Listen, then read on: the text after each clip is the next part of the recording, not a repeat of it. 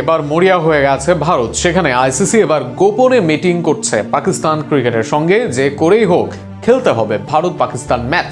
তবে ভারতের এমন প্রস্তাবে পাত্তা দিচ্ছে না পাকিস্তান, কেননা এর পেছনে যুক্তিও দাঁড় করে ফেলেছে তারা।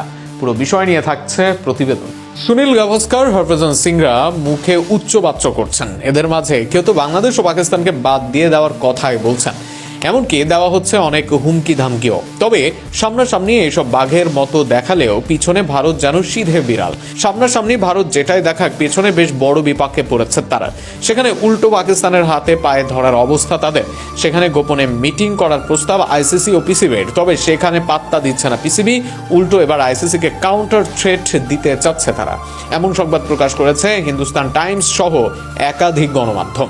এছাড়া পাকিস্তানের গণমাধ্যমও এই নিয়ে সংবাদ প্রকাশ করেছে। বর্তমানে পাকিস্তান দলের রিফিউজের পেছনে আছে বড় কারণ, কেননা ভারতের বিপক্ষে বড় অনেক দলিল আছে তাদের। 2013 সালে ভারত ও পাকিস্তান দুই দেশের হয় চুক্তি।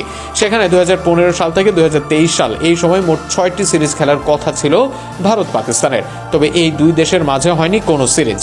এর বাইরে পাকিস্তানে এসে চ্যাম্পিয়ন্স ট্রফি খেলার কথা ছিল ভারতের, আর সেই আশ্বাসে 2023 সালে ভারতে বিশ্বকাপ খেলতে যায় পাকিস্তান।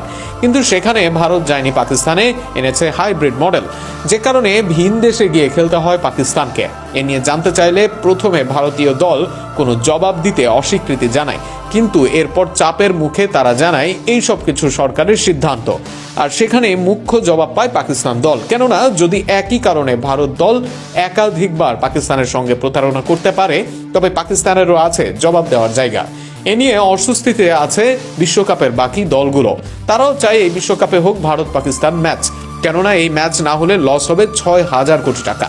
আর এমন অঙ্কে আইসিসি রেভিনিউ হারাবে বড় আকারে, যে রেভিনিউ শেয়ার হবে অন্য দেশের মাঝেও। অর্থাৎ ভারত পাকিস্তান ম্যাচ না হলে ক্ষতি হবে অন্য দেশেরও। তবে এবার জবাব দিতে প্রস্তুত পাকিস্তান। সেখানে অন্যায়ের সামনে মাথা নুইয়ে নয়,